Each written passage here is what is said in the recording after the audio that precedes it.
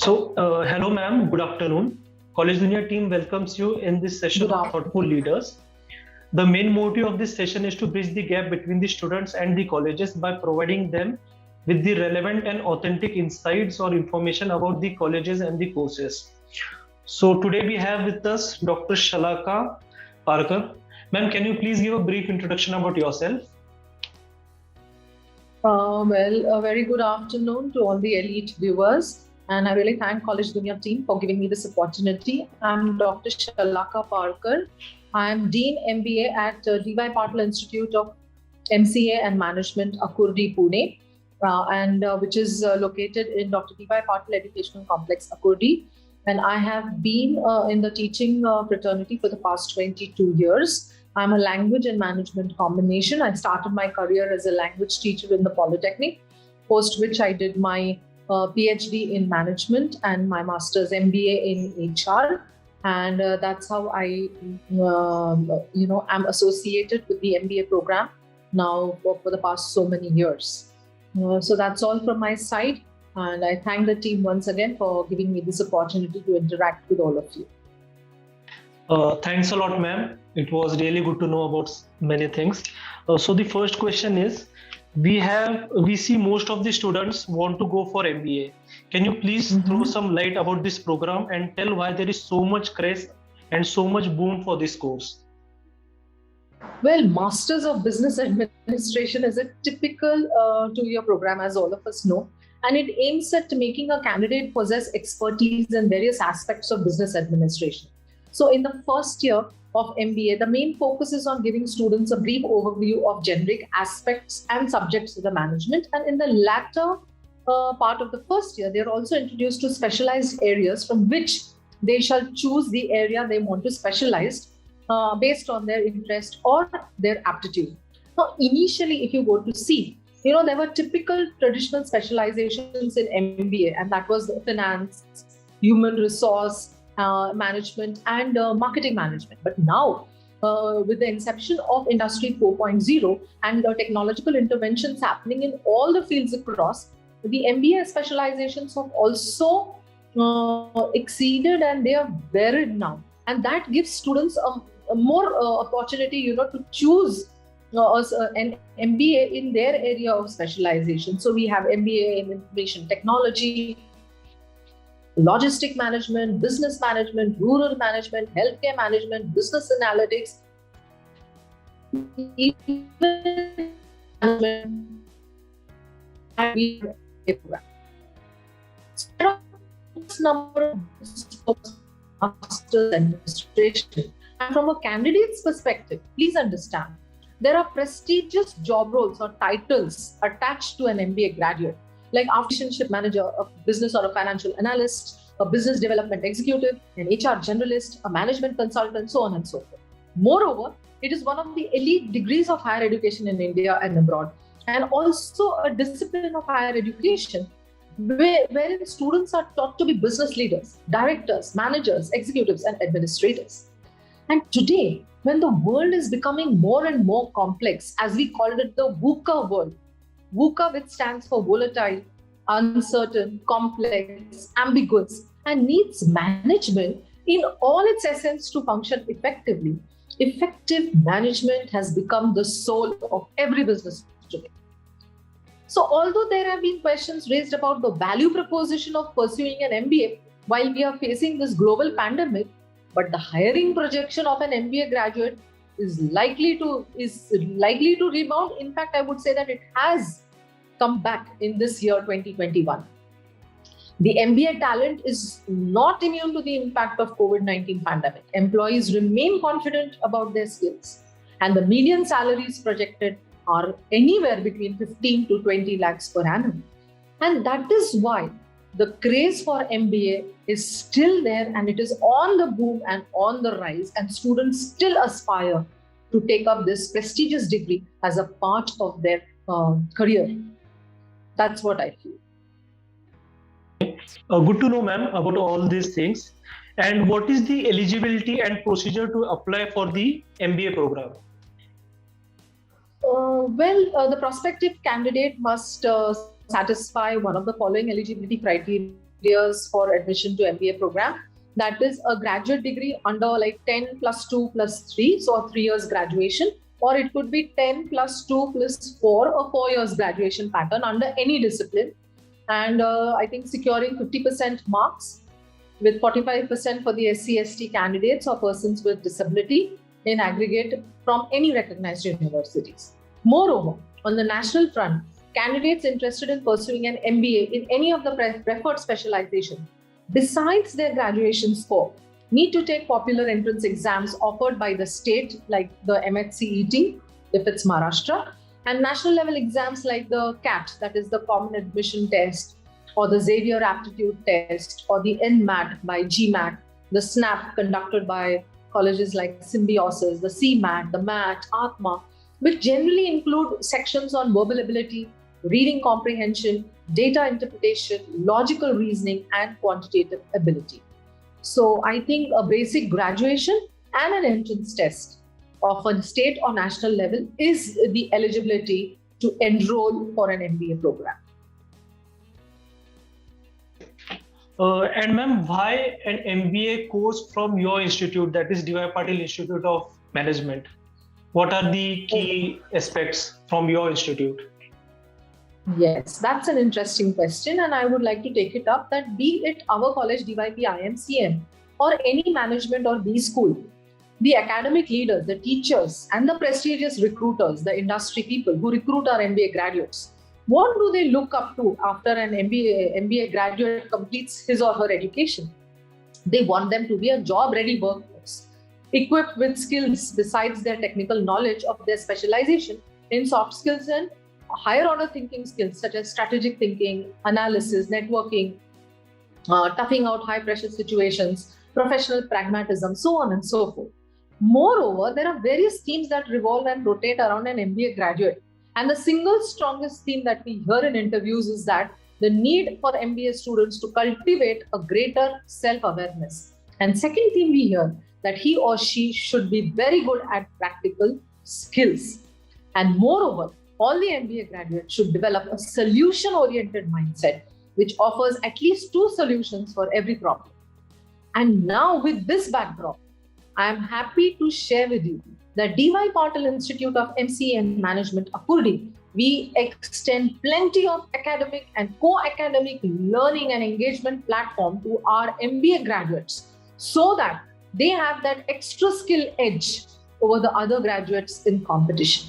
First and foremost, we are affiliated to the prestigious Savitribai Phule Pune University, wherein the MBA curriculum builds on the implementation of a choice-based credit system and grading system. Now, this curriculum takes the MBA program to the next level in terms of implementing outcome-based education. Here, the students get the opportunity to value add by choosing course electives that suit their interest and aptitude. Secondly, the institute also strongly believes that student learning is very important than merely mugging up theoretical things. And therefore, to enrich the teaching learning process here in our college, to inculcate innovative approach, the institute focuses on student-centric methods such as experiential learning, participative learning, then you call it the collaborative learning, maybe problem-based learning, action-based learning. We have special interest groups wherein the students with regards to their specialization like finance, marketing, business analytics are divided into these special interest groups, and we give them experiments and hands-on problems from industry and society to be solved. Now, all these pedagogies enable the teachers to groom our MBA graduates to have the right knowledge, skills, and attitudes as the outcome of this 2 years program. Also, students get an extreme value add on the soft intelligence, that is soft skills, creativity, and innovation through a host of year-round activities that we conduct here at the institute, like group discussion, personal interviews, we have poster making competition, mad ads, presentations, simulations, then you call it the role plays, case solving, desk research, field visits, projects, summer internship projects, flipped learning, and so on and so forth. Now, besides this, We also make use of various ICT tools for the teaching learning processes. Now, what are these ICT tools? We have very good Google Classrooms, Moodle to make them sessions more interesting and enhance the learning outcomes. Now, we at DY Patil Institute of MCA and Management have introduced the Curriculum Plus Plus initiative, the powered curriculum, which means to conduct a host of activities for students that are beyond the prescribed curriculum by SPPU. And what are those Curriculum Plus Plus activities that we conduct for our students? We make it mandatory for our students to do or to pursue online certificate courses through Coursera, NPTEL, Allison, Udemy, and so on and so forth. We also give them training in aptitude and soft skills for professional agencies. We also give them trainings in foreign language, like we have a tie-up with the Hikari program, the TCS for Japanese language, JLPT. Moreover, we have a very unique feature in our campus. We have English language laboratories through which we offer trainings on soft skills and communication skills in English for our students. We have a host of our in-house trainers who train the students, and these language lab training slots are embedded in the regular timetables of the students. And these trainings are absolutely free of cost. Moreover, we also have student development programs on motivation, mind, body, soul, management of stress, especially during these times of the pandemics. For the last 1 year, we have been conducting a number of counseling sessions for our MBA graduates so that they can manage this stress and come out of the fear of this COVID and fight back this challenge and emerge as successful MBA graduates. Moreover, we invite various icons of life from various walks of life to give expert talks to our students. We make it mandatory for our teachers to guide students to write research papers. We have book review competitions. We have a segregation of slow and advanced learners. Then we have various activities through our entrepreneurship development cell and an innovation and incubation cell. We have technical trainings through our industry partners. Moreover, we also have a differential monitoring and mentoring practice where the institute focuses on the overall development of students. That means every faculty member is assigned 20 to 25 students. And these faculty members mentor these students like second parents. And we conduct regular guardian faculty member meetings with these students to understand their problems, not only related to academics, but also related to their personal life. So this is a completely new phenomenon that we practice over here. Moreover, we also conduct counseling days, open days, parents-teachers meet, we give letters to the parents. So we take care and ensure that our students are not only growing on the professional front, but also on the personal front. So we cater to the holistic development of our MBA graduates here at DY Patil Institute of MCA and Management. Thank you. Yes, ma'am, College Dunia really appreciate your efforts which you are taking, and especially about both the personal as well as the professional aspect of a student, wherein you are assigning about 20 students to a faculty. I mean, in that way, we can really help the students to groom in all the aspects. So, ma'am, talking about the future, if we see many of the sectors have developed after the COVID era. So what about the MBA? Will the trend continue? Will it grow after COVID? Or how do you think the future of the MBA will be in coming years? I personally feel, and whatever is happening around and whatever we are witnessing, and especially with the National Education Policy announced in 2020, it will have a major impact. In fact, it has started having an impact on all the B schools. And the policy aims to liberalize the Indian education sector and invite 100 top universities from across the world to set up campuses in the country. Now, what will happen? This move will enhance MBA education by introducing some healthy competition between institutions, attracting some of the best international faculty to India, promoting the adoption of leading academic practices and learning tools, encouraging infrastructure development, establishing better governance, and so on and so forth. And according to the survey respondents, demand for MBA graduates by technology industry is anticipated to increase by 10% this year compared to the pre-pandemic in 2020. So as many as 9 in 10 corporate recruiters are determined on hiring MBA and salary premium is fueled by the technology sector growth. So technology-driven companies are placing high value on leaders who are just not technically skilled, but also have a strong strategic interpersonal communication and decision-making skills, as well as an understanding of the importance of diversity and inclusion and also sustainability in their organizations. Now, where do you find these skills? You find these skills in these MBA graduates, because just now I shared with you that yes, we are skilling our MBA graduates on all these strategic skills, all these innovative skills, all these out of the box thinking, rational thinking skills, and these skills are required today because the scope of an MBA in India won't cease, as businesses will require MBA professionals to run and consult their respective businesses. But as times are changing, the required skill set for working for a particular industry is also going to change. In the earlier days, MBA graduate was not expected to be tech savvy, but in the present scenario, yes, MBA graduate requires to be tech savvy, and these skills are important.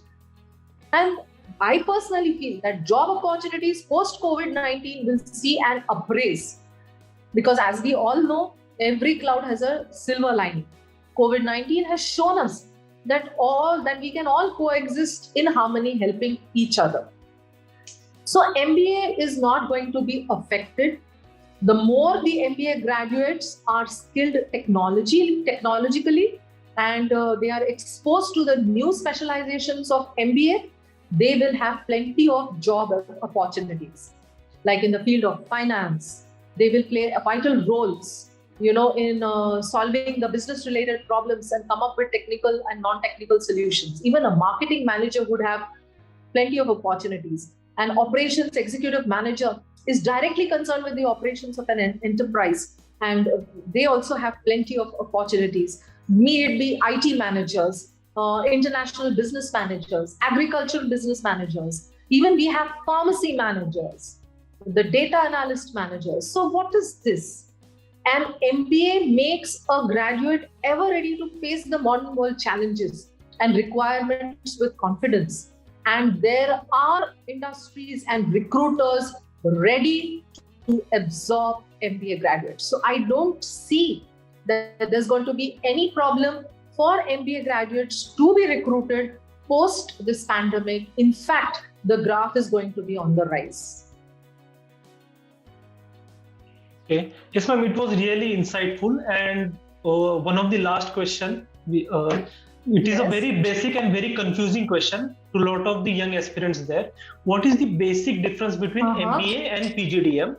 And next, there is a misconception that if we do a PGDM and not MBA, then we may face a problem in pursuing the PhD course. So how relevant it is, how right it is? Can you please clear this confusion?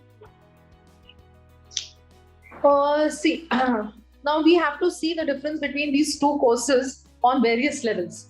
First of all, if you go to see that postgraduate diploma in management, PGDM, and MBA, both are management courses at master's level. Both the courses have a commercial orientation, and it is very difficult to differentiate between the two. Now, with regards to the approving authority of both these courses, PGDM is run by standalone institutions and approved by the AICT, Ministry of HRD, Government of India. And whereas MBA, also approved by AICT, UGC, and whichever university is offering that particular course. Now, the validity of the course is equivalent. Now, it is a 2 years program, both of them. The eligibility criteria is also the same. Now, placement, it depends on the institution for both PGDM and MBA. Where have you taken the admission? Now, the students who aspire to take admission either for PGDM or MBA, I am of the opinion is MBA being an old degree and a very prestigious degree and with the title of masters in it has a little more weightage than PGDM. Vis-a-vis, job opportunities are better for PGDM graduates than MBA graduates in the current scenario. The reason being, PGDM they have the flexibility to design their own curriculum, and majority of the standalone institutions offering PGDM make it 80% experiential, wherein industry internships are embedded right at the inception of the course. So students who have done their PGDM are better equipped with the industry challenges, problems, advancements, and they are better groomed. With MBA graduates, there is the theory element being a little more and the practical element a little less. But nevertheless, the private universities offering MBA and the autonomous colleges offering an MBA with their freedom to design their own MBA syllabus and curriculum are also moving towards making the course very, very experiential for the students. Now, with regards to the fees, the PGDM fees are more in comparison to MBA. But with the traditional Indian mindset of an Indian student, MBA is a more prestigious and a more widely accepted degree in the country, abroad, and by the industry recruiters. But honestly speaking, that there is an equivalence with regards to MBA and PGDM. PGDM is equivalent to MBA from any Indian university. For PhD teaching, UGC, NET, and for all other purposes. And MBA is also a postgraduate degree. The entrance process is also the same. They have to give those competitive examinations for both the programs. And the examinations are also conducted by the respective universities that offer these programs. The course syllabus, as I said, the major difference lies in the course syllabus.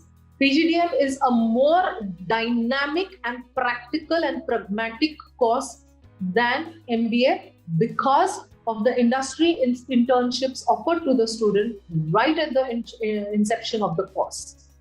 Rest, both are equivalent and both prepare management graduates to serve the Indian community, society, and industry at large. That is what my take on this question is. Thanks a lot, ma'am. Thanks a lot for addressing this question. I hope now whoever is having a doubt in PGDM and MBA will get a clear idea about both these courses. And it was really, ma'am, an insightful session. College Dunia team really thanks you for sharing your valuable time with us, and hope your insights are there live soon and it reaches to every of the student. So thank you, ma'am. Thank you so much. It was a pleasure and opportunity for me to interact with all the viewers of College Dunia, and I'm grateful to the College Dunia team for inviting me over for this session. Thank you so much. Thank you. Thanks a lot, ma'am.